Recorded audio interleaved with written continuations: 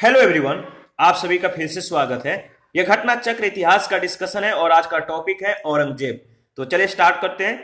देखिए, मुगल गद्दी पर शाहजहां का उत्तराधिकारी औरंगजेब हुआ, किंतु ज्येष्ठ पुत्र के उत्तराधिकार के नियम से नहीं बल्कि तलवार के बल से। मुगल काल में तलवार ही सत्ता का प्रतीक थी। तलवार के बल पर ही उत्तराधिकार का निर्णय होता था। मुगल बादशाह औरंगजेब का राजाभिषेक 2 बार हुआ था। उसका पहला राजाभिषेक दिल्ली में 31 जुलाई 1658 को हुआ था। उसका दूसरा राजाभिषेक दिल्ली में ही 15 जून 1659 को। अब्दुल मुजफ्फर मोहिउद्दीन मोहम्मद औरंगजेब बहादुर आलमगीर पातशाह गाजी की उपाधि धारण कर वह मुगल बादशाह के सिंहासन पर आसीन हुआ। मध्य प्रदेश में स्थित उज्जैन के निकट धर्मत नामक स्थान पर 15 अप्रैल 1658 को औरंगजेब और दारा सिकों के मध्य युद्ध हुआ था। धर्मत का युद्ध जो है कब हुआ था और किनके बीच हुआ था, इन दोनों बातों को ध्यान रखिएगा। 1658 में हुआ था, औरंगजेब और दारा सिकों के मध्य हुआ था। इस युद्ध में जोधपुर के राजा जसवंत सिंह ने दारा सिकों की तरफ से और मुराद ने औरंगजेब की तरफ से भाग लिया था। सामूगढ़ का युद्ध कब हुआ था? 29 मई 1658 को औरंगजेब और मुराद की संयुक्त सेनाओं एवं दारा सिकों के मध्य हुआ था और इस युद्ध में दारा सिको पराजित हुआ था। ध्यान रखिएगा। देखिए, उत्तराधिकार के युद्ध में औरंगजेब से पराजित दारा सिको के पुत्र शहजादे सुलेमान सिको ने श्रीनगर गढ़वाल के शासक पृथ्वी सिंह के यहां शरण ली थी, किंतु उसके उत्तराधिकारी मेदिनी सिंह ने उसे औरंगजेब को सौंप दिया। सुलेमान सिको को ग्वालियर के किले में बंद कर दिया गया और वहां उसको अफीम खिलाकर मार डाला गया। 1665 ईस्वी के आरंभ में औरंगजेब ने राजा जय सिंह के नेतृत्व में विशाल सेना शिवाजी का दमन करने के लिए भेजी। जय सिंह कछवाहा शासक थे जो कि युद्ध और शांति दोनों कलाओं में निपुण थे। वह चतुर कूटनीतिज्ञ थे और उसने समझ लिया कि बीजापुर को जीतने के लिए शिवाजी से मैत्री करना आवश्यक है। अतः पुरंदर के किले पर मुगलों की विजय और राजगढ़ की घेराबंदी के बावजूद उन्होंने शिवाजी से संधि की और पुरंदर की यह संधि जून 1665 ईस्वी में हुई। याद रखिएगा, पुरंदर की संधि कब हुई थी? 1665 में। औरंगजेब के पुत्र मुहम्मद अकबर ने 1681 ईस्वी में विद्रोह करके राजपूतों के विरुद्ध अपने पिता की स्थिति कमजोर कर दी थी, दुर्बल कर दी थी। अकबर राजपूतों के विरुद्ध लड़े जाने वाले युद्ध से निराश हो गया और उसे अपने पिता की धर्मांधता की नीति की सफलता में जो है विश्वास नहीं था तथा वह विचारों से उदार था। उसी अवसर पर मेवाड़ के राजा राज सिंह और राठौड़ नेता मरवाड़ के दुर्गादास ने उसके सामने प्रस्ताव रखा। प्रस्ताव क्या रखा कि यदि अपने को भारत का वह बादशाह घोषित कर दे तो मेवाड़ और मरवाड़ दोनों की सेनाएं उसकी सहायता करेंगी। औरंगजेब जो कुछ दूसरों पर लागू करना चाहता था उसका वह स्वयं अभ्यास करता था। उसके व्यक्तिगत जीवन का नैतिक स्तर ऊंचा था। वह अपने युग के प्रचलित पापों से दृढ़ता पूर्वक अलग रहता था और इस प्रकार उसके समकालीन उसे शाही दरवेश समझते थे और मुसलमान उसे जिंदा पीर के रूप में मानते थे। तो याद रखिएगा, शाही दरवेश और जिंदा पीर किसको कहा जाता था? 1652 ईस्वी में जब औरंगजेब दूसरी बार दक्षिण का सूबेदार नियुक्त किया गया तो उसने गोलकुंडा एवं बीजापुर के विरुद्ध आक्रामक नीति अपनाई थी। संभवतः उसने इन दोनों राज्यों का विध्वंस भी कर दिया होता, किंतु दारा सिकों के परामर्श पर शाहजहां के द्वारा भेजे गए आदेश के अनुसार 1656 ईस्वी में गोलकुंडा और 1657 ईस्वी में बीजापुर के विरुद्ध उसे युद्ध स्थगित कर संधि करनी पड़ी थी। बादशाह बनने के बाद उसने अपनी इस अधूरी योजना को पूरा किया और बीजापुर यानी 1686 और गोलकुंडा यानी 1687 पर जो है गोलकुंडा पर 1687 में आधिपत्य स्थापित कर लिया। औरंगजेब के शासनकाल के दौरान मुगल सेना में सर्वाधिक हिंदू सेनापति थे। उसके शासनकाल के उत्तरार्ध में कुल सेनापतियों में 31.6% हिंदू थे, जिसमें मराठों की संख्या आधे से अधिक थी। अकबर के काल में यह अनुपात 22.5% और शाहजहां के काल में 22.4% था। अकबर महान ने अपने साम्राज्य से जजिया कर की समाप्ति की घोषणा की थी, किंतु औरंगजेब ने उसे 1679 ईस्वी में पुनर्जीवित कर दिया। इस कर के लिए हिंदुओं को 3 वर्गों में बांटा गया।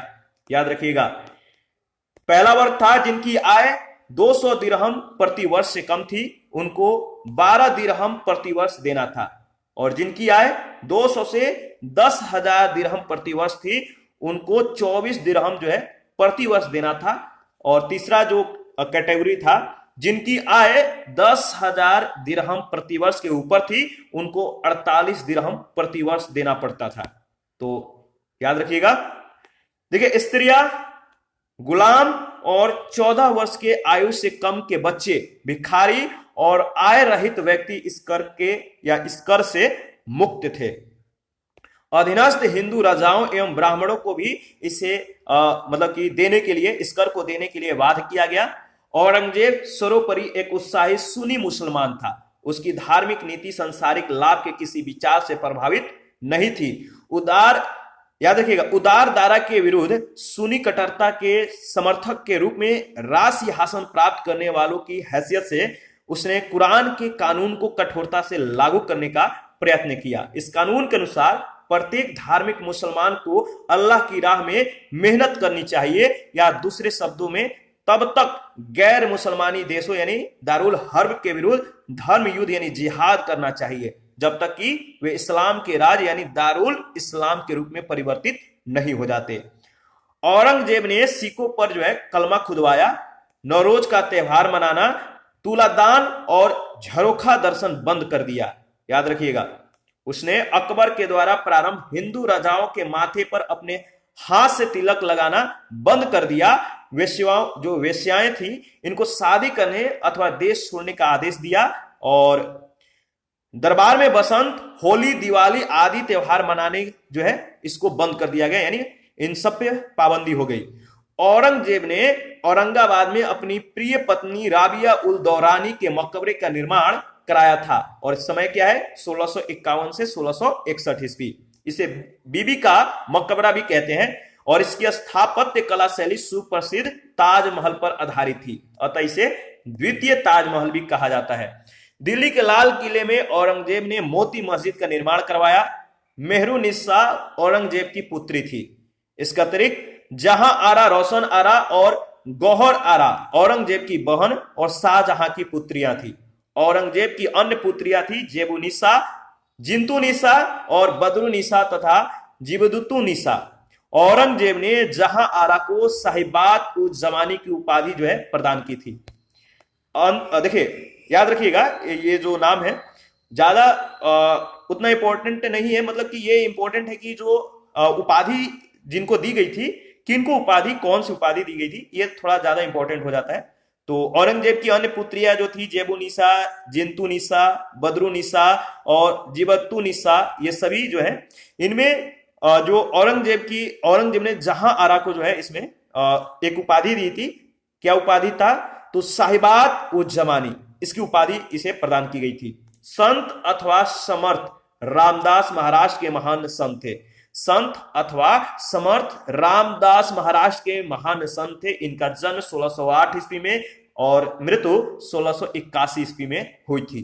पहला प्रश्न है, कथन ए कह रहा है कि मुगल गद्दी पर औरंगजेब शाहजहां का उत्तराधिकारी हुआ। कारण आर, ज्येष्ठ पुत्र के उत्तराधिकार के नियम का पालन किया गया। बताइए इन दोनों में से कौन सा सत्य है? देखिए, इसमें पहला सत्य है, दूसरा जो कारण आर दिया गया वो सत्य नहीं है, यानी सी ऑप्शन, ए सत्य है और आर असत्य है। मुगल गद्दी पर शाहजहां का उत्तराधिकारी औरंगजेब हुआ, किंतु ज्येष्ठ पुत्र के उत्तराधिकार के नियम से नहीं बल्कि तलवार के बल से। मुगल काल में तलवार ही सत्ता का प्रतीक थी। तलवार के बल पर ही उत्तराधिकार का निर्णय होता था। उत्तराधिकार के कोई सुस्पष्ट नियम नहीं थे।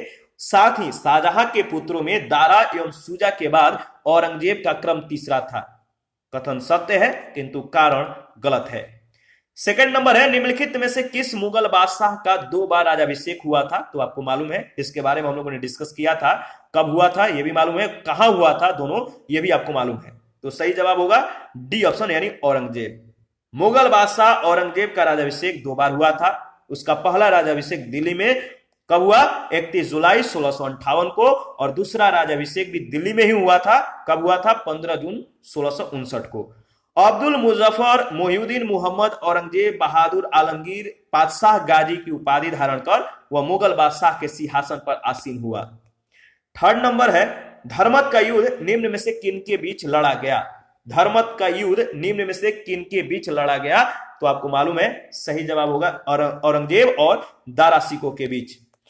देखिए, मध्य प्रदेश में स्थित उज्जैन के निकट धर्मत नामक स्थान पर 15 अप्रैल 1658 को औरंगजेब और दारा सिकों के मध्य युद्ध हुआ था। इस युद्ध में जोधपुर के राजा जसवंत सिंह ने दारा सिकों के तरफ से और मुराद औरंगजेब की तरफ से जो है भाग लिया था। धर्मत युद्ध ने औरंगजेब की स्थिति को काफी सुदृढ़ बना दिया और शाही सेना की पराजय से दारा सिकों की दुर्बलता प्रकट हुई।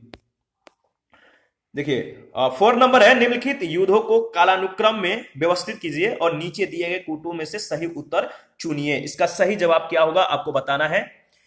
तो देखिए, इसका सही जवाब होगा, अगर बात किया जाए तो सबसे पहले आएगा बिलग्राम का युद्ध। ठीक है, कालानुक्रम के अनुसार बिलग्राम का युद्ध, इसके बाद सरनाल का युद्ध, ठीक है, धर्मत का युद्ध और लास्ट में जजाऊ का युद्ध। तो इसके बारे में देख लेते हैं। देखिए, इसका सही जवाब होगा ए ऑप्शन। 1572 ईस्वी में सरनाल यानी गुजरात का युद्ध अकबर के गुजरात अभियान के दौरान हुआ था, जिसमें अकबर के नेतृत्व में मुगल सेना ने इब्राहिम मिर्जा को पराजित किया और 1540 ईस्वी में बिलग्राम के युद्ध में शेर शाह सूरी ने हुमायूं को हराया था। 1658 ईस्वी में धर्मत के युद्ध में औरंगजेब की सेना ने दारा सिकों की सेना को जो है, दारा सिकों की जो सेना थी इसको पराजित किया था। जजाऊ का युद्ध 1707 ईस्वी में औरंगजेब के मृत्यु के बाद उसके उत्तराधिकारी के लिए बहादुर शाह प्रथम और मुहम्मद आजम शाह के बीच हुआ था। ठीक है, 5 नंबर है, औरंगजेब ने जोधपुर के शासक जसवंत सिंह को 1658 ईस्वी के धर्मत के युद्ध में पराजित किया था। धर्मत किस राज्य में स्थित है तो आपको मालूम है, इसके बारे में हम लोगों ने ऊपर में कुछ सेकंड पहले ही डिस्कस किया था। तो औरंगजेब ने जोधपुर के शासक जसवंत सिंह को 1658 ईस्वी के धर्मत के युद्ध में पराजित किया था। धर्मत किस राज्य में स्थित है आपको बताना है, तो धर्मत मध्य प्रदेश में है। प्रश्न संख्या 6 है, मुगल शहजादा जिसने श्रीनगर गढ़वाल में आश्रय लिया था वो कौन था? मुगल शहजादा जिसने श्रीनगर गढ़वाल में आश्रय लिया था उसका नाम था सुलेमान सिको, यानी डी ऑप्शन।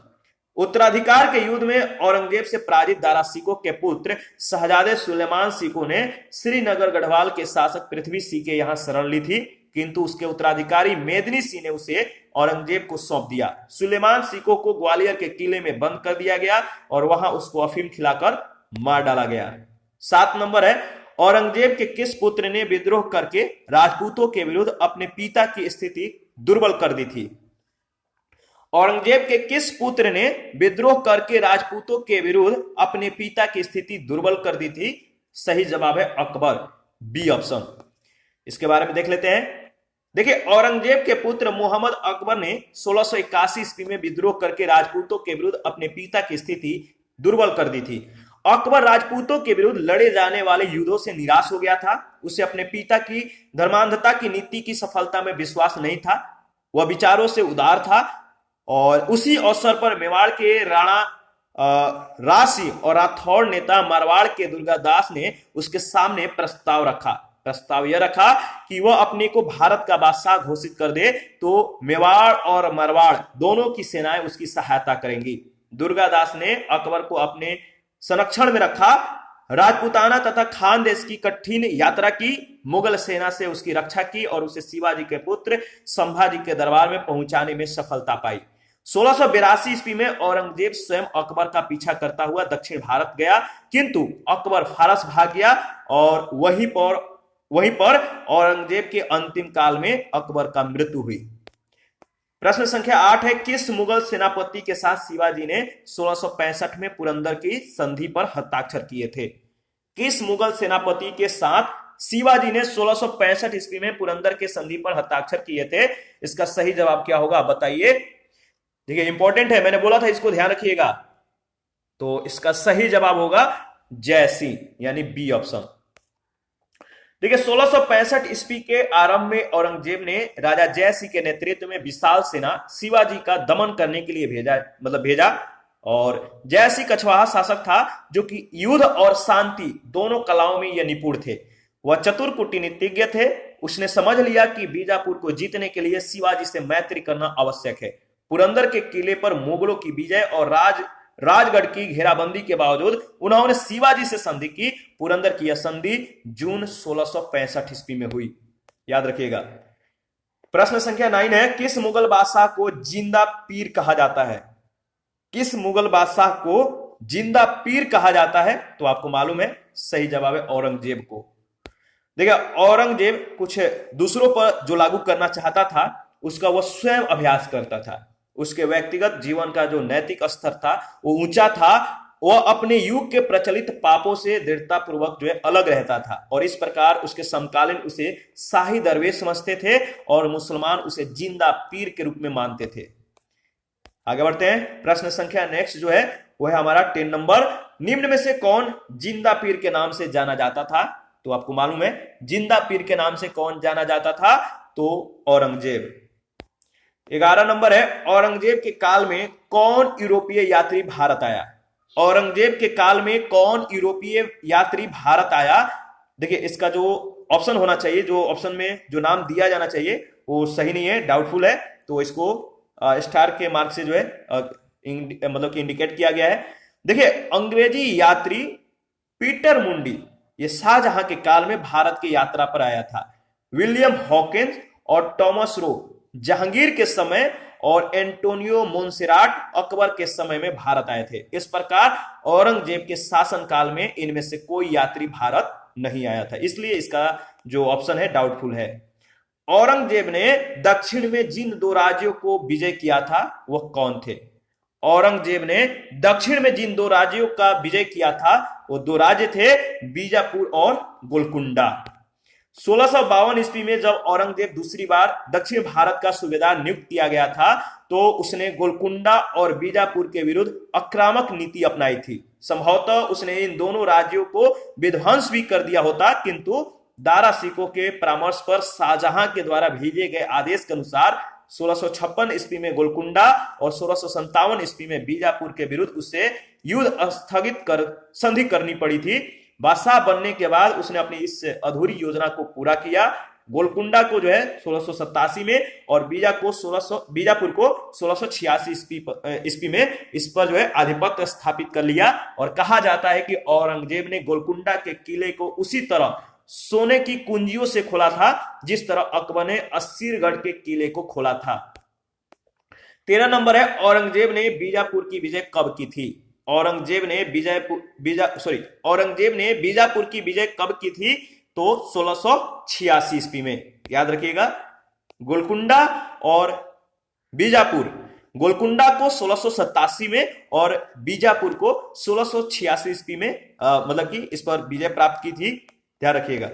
आगे बढ़ते हैं। 14 नंबर है, 1687 ईस्वी में जब औरंगजेब ने गोलकुंडा किले पर अधिकार किया उस समय गोलकुंडा का शासक कौन था? 1687 ईस्वी में जब औरंगजेब ने गोलकुंडा किले पर अधिकार किया था उस समय गोलकुंडा का जो शासक था वो कौन था? तो अबुल हसन कुतुब शाह। A option. 1686 ईस्वी में औरंगजेब ने बीजापुर और 1687 ईस्वी में गोलकुंडा पर अधिकार स्थापित किया। 1687 ईस्वी में जब औरंगजेब ने गोलकुंडा किले पर अधिकार किया उस समय गोलकुंडा का शासक अबुल हसन कुतुब शाह था। कहा जाता है कि औरंगजेब ने गोलकुंडा के किले को उसी तरह सोने की कुंजियों से खोला था जिस प्रकार अकबर ने असीरगढ़ के किले को खोला था। 15 में मानचित्र है। इस मानचित्र को देखिए और बताइए कि यह मानचित्र जो है इसका संबंध किससे है? तो देखिए, इस मानचित्र को अगर ऑब्जर्व करिएगा तो इसका सही जवाब होगा, देखिए 1707 ईस्वी में औरंगजेब के मृत्यु के समय उसका जो राज्य है इसमें प्रदर्शित किया गया है। तो डी ऑप्शन आपका सही जवाब होगा। दिए गए मानचित्र 1707 ईस्वी में औरंगजेब के मृत्यु के समय उसके विशाल राज को निर्दिष्ट करता है जिसमें बीजापुर और गोलकुंडा सम्मिलित थे। 16 नंबर है, किस बादशाह के अंतर्गत मुगल सेना में सर्वाधिक हिंदू सेनापति थे? किस बादशाह के अंतर्गत मुगल सेना में सर्वाधिक हिंदू सेनापति थे? तो सही जवाब होगा औरंगजेब।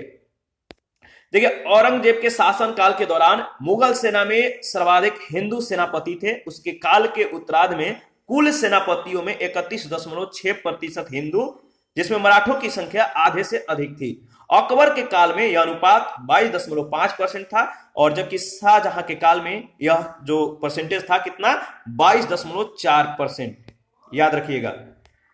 आगे बढ़ते हैं। नेक्स्ट है प्रश्न संख्या 17 है, मुगल सम्राट जिसने सर्वाधिक संख्या में हिंदू अधिकारियों की नियुक्ति की थी, उसका नाम है। मुगल सम्राट जिसने सर्वाधिक संख्या में हिंदू अधिकारियों की नियुक्ति की थी, नाम है औरंगजेब, बी ऑप्शन। 18 नंबर है, जजिया किसके शासनकाल में पुनः लगाया गया था? जजिया किसके शासनकाल में पुनः लगाया गया था? तो सही जवाब है औरंगजेब के समय में। देखिए, अकबर महान ने अपने साम्राज्य से जजिया कर की समाप्ति की घोषणा की थी, किंतु औरंगजेब ने उसे 1679 ईस्वी में पुनर्जीवित कर दिया था। 19 नंबर है, औरंगजेब के द्वारा चलाए जिहाद का अर्थ क्या है? औरंगजेब के द्वारा चलाए गए जिहाद, इसका अर्थ है दारुल इस्लाम, बी ऑप्शन। देखिए, औरंगजेब सर्वोपरि एक उत्साही सुन्नी मुसलमान था और उसकी धार्मिक नीति संसारिक लाभ के किसी विचार से प्रभावित नहीं थी। उदार दारा के विरुद्ध सुन्नी कट्टरता के समर्थक के रूप में राज सिंहासन प्राप्त करने वाले की हैसियत से उसने कुरान के कानून को कठोरता से लागू करने का प्रयत्न किया, और इस कानून के अनुसार प्रत्येक धार्मिक मुसलमान को अल्लाह की राह में मेहनत करनी चाहिए, या दूसरे शब्दों में तब तक गैर मुसलमानी देशों यानी दारुल हर्ब के विरुद्ध धर्म युद्ध यानी जिहाद करनी चाहिए जब तक कि वे इस्लाम के राज यानी दारुल इस्लाम के रूप में परिवर्तित नहीं हो जाते। 20 नंबर है, बीबी का मकबरा का निर्माता था। बीबी का मकबरा का निर्माण किसने किया था, आपको बताना है। तो सही जवाब है औरंगजेब, डी ऑप्शन। ठीक है। देखिए, औरंगजेब ने औरंगाबाद में अपनी प्रिय पत्नी राबिया उद दौरानी के मकबरे का निर्माण 1651 से 1661 ईस्वी में कराया था। इसे बीबी का मकबरा भी कहा जाता है, और इसकी स्थापत्य कला शैली सुप्रसिद्ध ताजमहल पर आधारित थी। इसे द्वितीय ताजमहल भी कहा जाता है, किंतु ताजमहल की तुलना में यह मकबरा कम सुंदर है, और ऐसी मान्यता है कि इस मकबरे का निर्माण औरंगजेब के शासनकाल में उसके पुत्र आजम शाह के निर्देशन में संपन्न हुआ था। 21 नंबर है, कौन सा मकबरा द्वितीय ताजमहल कहलाता है? कौन सा मकबरा द्वितीय ताजमहल कहलाता है? तो राबिया उद दौरानी का मकबरा, जिसे बीबी का मकबरा भी कहते हैं। तो याद रखिएगा। 22 नंबर है, निम्नलिखित में से कौन सम्राट औरंगजेब की पुत्री थी? निम्नलिखित में से कौन सम्राट औरंगजेब की पुत्री थी? 4 ऑप्शन है, आपको बताना है कि औरंगजेब की पुत्री कौन थी। तो मेहरुनिसा, याद रखिएगा, मेहरुनिसा औरंगजेब की पुत्री थी, और इसके अतिरिक्त जहां आरा, रोशन आरा, गौहर आरा औरंगजेब की बहन और शाहजहां की पुत्रियां थी। औरंगजेब की अन्य पुत्रियां थी जेबुनिसा, जिंतुनिसा, बदरुनिसा और जुबत्तुनिसा। 23 नंबर है, औरंगजेब ने किसको साहिबात उज जमानी की उपाधि प्रदान की? औरंगजेब ने किसको साहिबात उज जमानी की उपाधि प्रदान की? तो जहां आरा को, सी ऑप्शन। औरंगजेब ने जहां आरा को साहिबात उज जमानी की उपाधि प्रदान की थी। जहां आरा सम्राट शाहजहां और महारानी मुमताज महल की सबसे छोटी बेटी थी। वह अपने पिता के उत्तराधिकारी और छठे मुगल सम्राट औरंगजेब की बड़ी बहन भी थी। 24 नंबर है, संत रामदास को किसके शासनकाल से संबंधित किया जाता है? संत रामदास को किसके शासनकाल से संबंधित किया जाता है? इसका सही जवाब क्या होगा, बताइए। सही जवाब होगा औरंगजेब, यानी डी ऑप्शन। ठीक है, आगे बढ़ते हैं। नेक्स्ट प्रश्न है, अच्छा इसके बारे में 2-3 पॉइंट है, तो पहले डिस्कस कर लेते हैं। देखिए, संत रामदास अथवा समर्थ रामदास महाराष्ट्र के महान संत थे, और इनका जन्म 1608 ईस्वी में हुआ था। यह मुगल शासक जहांगीर, शाहजहां और औरंगजेब के समकालीन थे। इनकी प्रसिद्धि औरंगजेब के काल में अधिक होने के कारण इस प्रश्न का सर्वाधिक उपयुक्त उत्तर औरंगजेब होगा। गुरु रामदास सिख संप्रदाय के चौथे गुरु थे, और जो अकबर के ये समकालीन थे। तो गुरु रामदास सिख संप्रदाय के चौथे गुरु थे और अकबर के समकालीन थे, याद रखिएगा। 25 नंबर है, दिल्ली के लाल किले में मोती मस्जिद का निर्माण किया था। दिल्ली के लाल किले में मोती मस्जिद का निर्माण किया था औरंगजेब ने, डी ऑप्शन। दिल्ली के लाल किले के अंदर औरंगजेब ने संगमरमर की एक मस्जिद, जिसे मोती मस्जिद कहते हैं, इसका निर्माण करवाया, क्योंकि शाहजहां ने अपनी योजना के अनुसार किले के अंदर मस्जिद का निर्माण न करवाकर किले के बाहर जामा मस्जिद का निर्माण करवाया था। अतः औरंगजेब ने किले के अंदर मस्जिद की आवश्यकता का अनुभव कर मोती मस्जिद का निर्माण करवाया। और इसी के साथ आज का सेशन समाप्त करते हैं। नेक्स्ट सेशन में मुगल कालीन प्रशासन के बारे में हम लोग डिस्कस करेंगे, तो आप अपना प्रतिक्रिया जरूर दीजिए।